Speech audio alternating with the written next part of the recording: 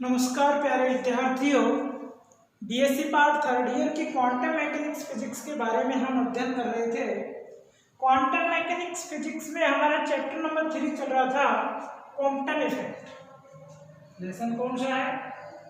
Third है quantum effect, quantum प्रभाव। यानी क्वांटम प्रभाव क्या होता है, कल हमने इसके बारे में थोड़ी सी जानकारी प्राप्त की थी कि जब भी कोई एक्स किरण किसी पृष्ठ पर आपतित करवाएंगे तो इससे दो प्रकीर्णित एक्स किरणों के तरंगदैर्घ्य प्राप्त होते हैं, जिसमें एक तरंगदैर्घ्य तो एक प्रकीर्णित किरण का तरंगदैर्घ्य जो होगा वो आपतित एक्स किरण के इसके यानी कि एक प्रकीर्णित एक्स किरण का तरंगदैर्घ्य आपतित एक्स किरण के तरंगदैर्घ्य के बराबर होता है, तथा दूसरा प्रकीर्णित एक्स किरण का तरंगदैर्घ्य आपतित एक्स किरण के तरंगदैर्घ्य से थोड़ा अधिक होता है। यानी कि दो तरंगदैर्घ्य हमारे को प्राप्त होते हैं इस प्रयोग में।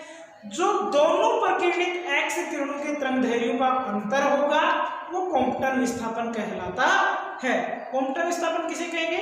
दो प्रकीर्णित एक्स किरणों के तरंगदैर्घ्यों के अंतर को क्वांटम विस्थापन कहते हैं। अब बात रही क्वांटम विस्थापन निर्भर किस पर करता है, तो क्वांटम विस्थापन प्रकीर्णन कोण पर निर्भर करता है। अरे विद्यार्थी, किस पे निर्भर करता है?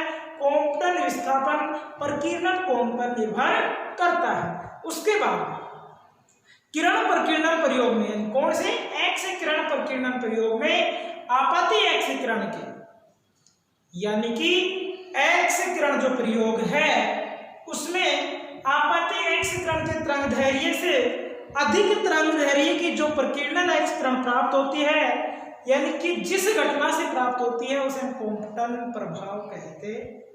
क्वांटम प्रभाव किसे कहेंगे विद्यार्थियों?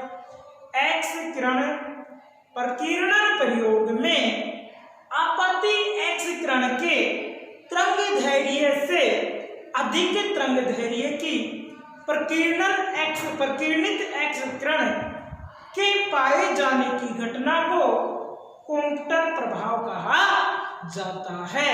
यहां तक हमने कल अध्ययन कर लिया था। यहां तक किसी कोई दिक्कत विद्यार्थियों? आज हमारा टॉपिक है क्वांटम सिद्धांत द्वारा क्वांटम विस्थापन की उत्पत्ति। क्वांटम सिद्धांत द्वारा क्वांटम विस्थापन की उत्पत्ति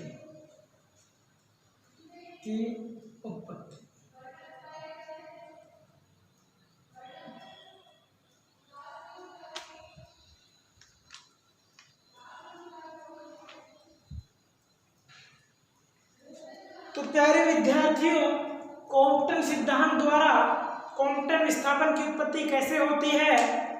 क्वांटम सिद्धांत के अनुसार जो परमाणु है उसके शिथिलविद जो इलेक्ट्रॉन होते हैं वो मुक्त इलेक्ट्रॉन के रूप में होते हैं। क्या कि जो इसके अनुसार परमाणु के शिथिलविद इलेक्ट्रॉन, परमाणु के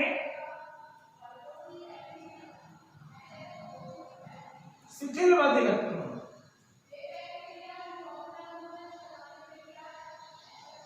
किस रूप में होते हैं? मुक्त इलेक्ट्रॉन के रूप में। किसके रूप में होंगे? मुक्त इलेक्ट्रॉन के रूप में होते हैं। उसके बाद में इसके अनुसार जब एक्स किरण का इलेक्ट्रॉन यानी कि जो परमाणु के शिथिलविद इलेक्ट्रॉन है वो इसमें मुक्त इलेक्ट्रॉन के रूप में पाए जाते हैं, और इन इलेक्ट्रॉनों से जब एक्स किरण अन्योन्य क्रिया करती है, इन जो इलेक्ट्रॉनों से है वो अन्योन्य क्रिया कौन करता है? एक्स किरण अन्योन्य क्रिया करेगी, एक्स किरण। ठीक है भाई, सबसे पहले हमने क्या लिखा कि क्वांटम सिद्धांत के अनुसार परमाणु के शिथिलविद इलेक्ट्रॉन इसमें मुक्त इलेक्ट्रॉन के रूप में स्थित होते हैं। जब एक्स किरण का इन इलेक्ट्रॉनों से अन्योन्य क्रिया होती है तो जो तरंग की ऊर्जा होगी वो फोटोन ऊर्जा के रूप में अवशोषित होगी। तो तरंग ऊर्जा तरंग ऊर्जा फोटोन ऊर्जा के रूप में अवशोषित होगी। फोटोन ऊर्जा के रूप में अवशोषित होगी। सबसे पहले क्या मुक्त इलेक्ट्रॉन के रूप में स्थित होता है। मुक्त इलेक्ट्रॉन से जब एक्स कण अन्योन्य क्रिया करती है तो इसकी जो तरंग ऊर्जा होगी वो फोटोन ऊर्जा के रूप में अवशोषित कर जो स्वयं जो इलेक्ट्रॉन होता है वो उत्तेजित अवस्था में अवशोषित होकर के जो इलेक्ट्रॉन होगा वो उत्तेजित अवस्था में चला जाता है। किसमें चला जाता है? उत्तेजित अवस्था में चला जाता है। इलेक्ट्रॉन उत्तेजित अवस्था में चला जाएगा। इस उत्तेजन अवस्था के बाद यह जो इलेक्ट्रॉन होगा ये अपनी कुछ ऊर्जा को प्रकीर्णित करके परिक्षिप्त कर लेता है। यानी कि इसके बाद यह उत्तेजित इलेक्ट्रॉन अपनी कुछ ऊर्जा को प्रकीर्णित करके ये प्रतिक्षिप्त हो जाता है, प्रतिक्षिप्त कर जाता है, रिकॉइल हो जाता है। यानी कि यहां से कोई भी फोटोन जब हमने आपतित करवाया इसमें कोई इलेक्ट्रॉन स्थित है, इससे अन्योन्य क्रिया करेगा। अन्योन्य क्रिया करेगा तो इलेक्ट्रॉन उत्तेजित अवस्था में चला जाएगा और उत्तेजित अवस्था में यानी कि इससे पहले इस तरंग ऊर्जा को फोटोन की ऊर्जा के रूप में अवशोषित करेगा। अवशोषित करते ही ये स्वयं उत्तेजित अवस्था में चला जाएगा और उत्तेजित अवस्था में कुछ एनर्जी क्या करके प्रकीर्णित करके प्रतिक्षिप्त यानी रिकॉइल हो जाता है। अर्थात क्या कह सकते हैं, इस कारण जो फोटोन के प्रकीर्णित फोटोन की जो ऊर्जा होगी वो आपतित फोटोन की ऊर्जा से कम पाई जाती है। इस कारण जो प्रकीर्णित फोटोन की ऊर्जा होगी वो आपतित फोटोन की ऊर्जा से कम पाई जाती है। यानी कि इसके बाद क्या होता है, प्रकीर्णित फोटोन की ऊर्जा आपतित फोटोन की ऊर्जा से कम पाई जाती है। फोटोन की ऊर्जा से कम पाई जाती है। अर्थात प्रकीर्णित फोटोन का तरंग दैर्घ्य अधिक प्रेक्षित होता है। जो प्रकीर्णित फोटोन होगा उसका तरंग दैर्घ्य अधिक प्रतिक्षिप्त होगा या जो प्रेक्षित होगा। यहां तक लिखने के बाद हमारे को डायग्राम बनाना है। इसमें क्या है, फोटोनों का आपतन करवाया, अन्योन्य क्रिया किया, यहाँ से प्रकीर्णित फोटोन भी है और प्रकीर्णित इलेक्ट्रॉन भी प्राप्त हुए। यहाँ से इसकी एनर्जी और संयुग के संवेग के बारे में हम अध्ययन करते हैं। प्यारे विद्यार्थी टॉपिक डालो, कल कॉम्पटन प्रभाव तक हमने लिख लिया था, उसके बाद में लिखो कॉम्पटन सिद्धांत द्वारा कॉम्पटन विस्थापन की उत्पत्ति। कॉम्पटन सिद्धांत द्वारा कॉम्पटन विस्थापन की उत्पत्ति, इसमें लिखो कॉम्पटन सिद्धांत के अनुसार परमाणु के शिथिलबद्ध इलेक्ट्रॉन, इसके अनुसार परमाणु के शिथिलबद्ध इलेक्ट्रॉन मुक्त इलेक्ट्रॉन के रूप में स्थित होते हैं। मुक्त इलेक्ट्रॉन के रूप में स्थित होते हैं। नीचे से लिखना, जब एक्स किरण इन इलेक्ट्रॉनों से अन्योन्य क्रिया करता है, जब एक्स किरण इन इलेक्ट्रॉनों से अन्योन्य क्रिया करता है तो तरंग की ऊर्जा फोटोन ऊर्जा कण के रूप में अवशोषित करके इलेक्ट्रॉन स्वयं उत्तेजित अवस्था में आ जाता है। इलेक्ट्रॉन स्वयं उत्तेजित अवस्था में आ जाता है। इसके बाद यह उत्तेजित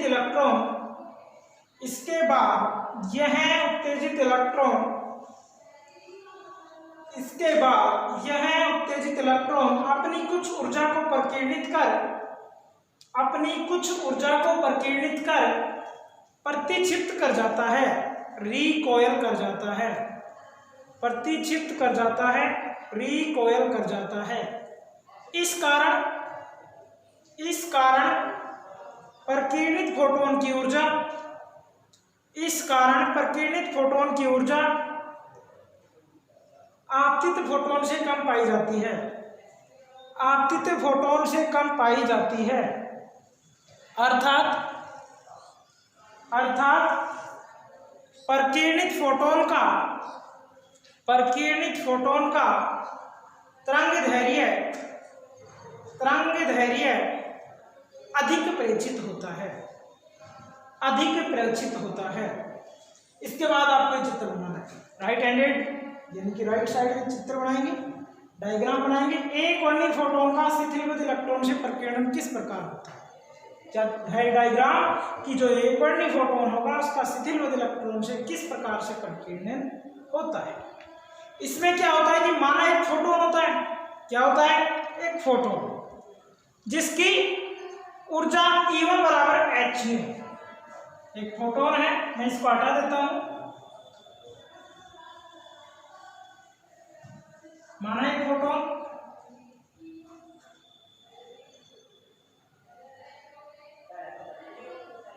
जिसकी ऊर्जा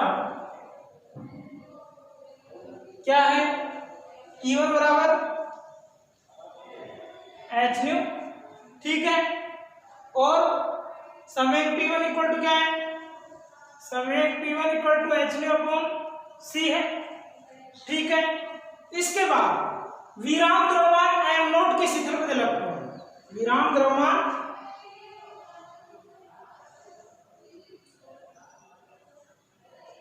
m नॉट के कौन से इलेक्ट्रॉन, शिथिलवत इलेक्ट्रॉन,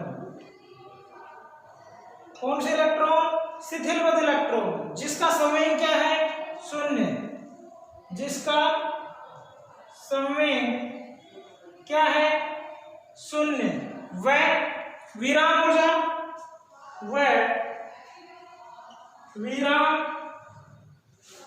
ऊर्जा equal to M naught C square है। क्या है, एम नॉट सी स्क्वायर से टकराता है।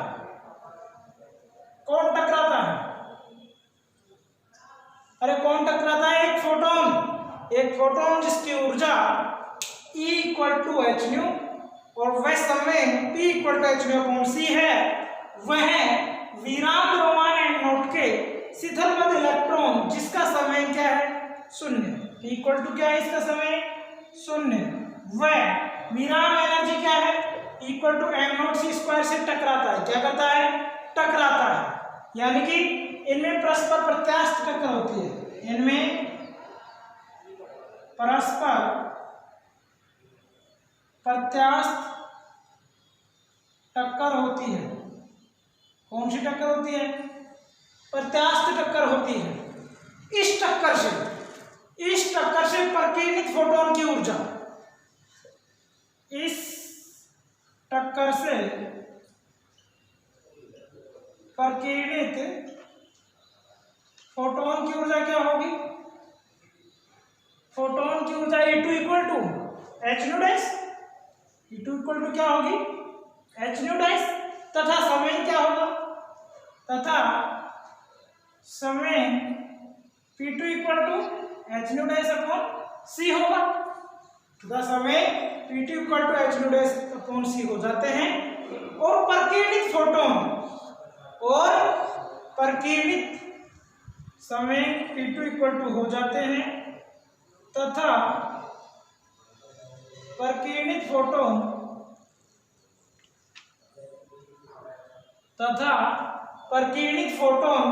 आपाती फोटोन की दिशा से, आपाती फोटोन की दिशा से, कौन सा प्रकीर्णित फोटोन आपाती फोटोन की दिशा से फाई एंगल बनाता है। क्या बनाता है, फोटोन की दिशा से फाई कोण बनाता है। कौन सा कोण बनाता है, फाई कोण बनाता है। इसी प्रकार टक्कर के बाद इलेक्ट्रॉन की ऊर्जा, टक्कर के बाद इलेक्ट्रॉन की ऊर्जा E2 इक्वल टू क्या होगी, या E dash equal to mc square, तथा समय P equal to mv, P equal to mv ग्रहण करता है। क्या करता है?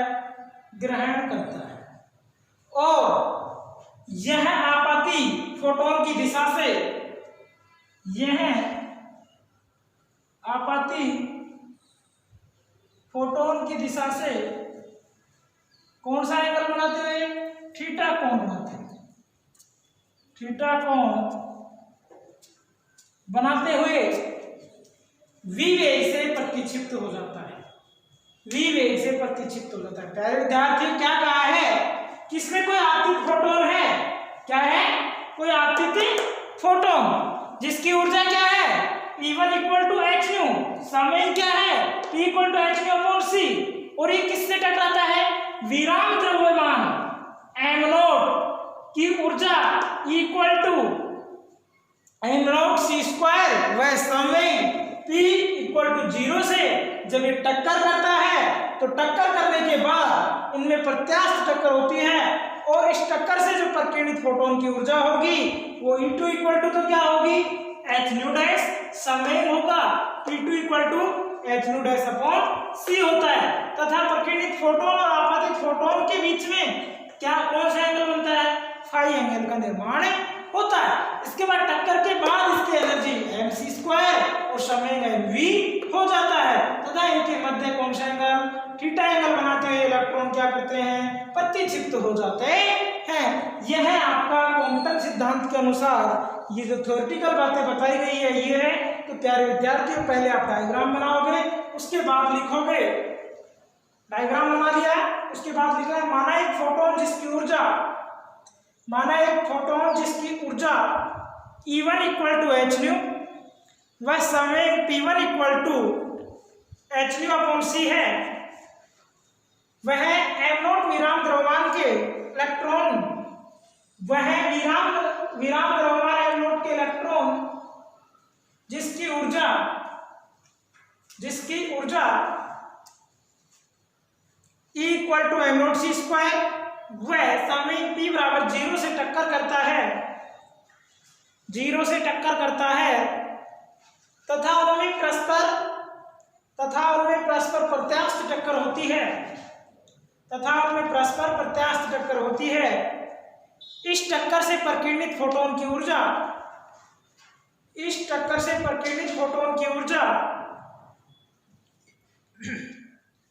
E2 equal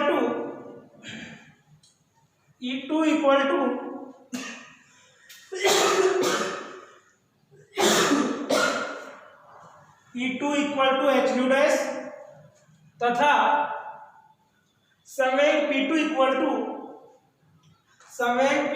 to H nu dash upon c हो जाता है तथा यह प्रकीर्णित फोटोन आपाती फोटोन की दिशा से फाई कोण बनाता है।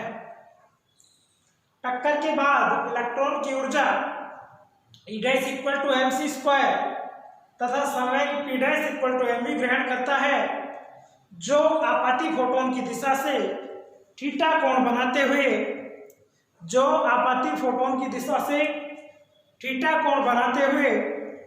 वेग v से प्रतिक्षिप्त हो जाते हैं। विद्यार्थियों, इसके बाद में इसका विस्तृत वर्णन कल हम अध्ययन करेंगे। यहाँ तक आपकी नोटबुक में नोट होना चाहिए। धन्यवाद।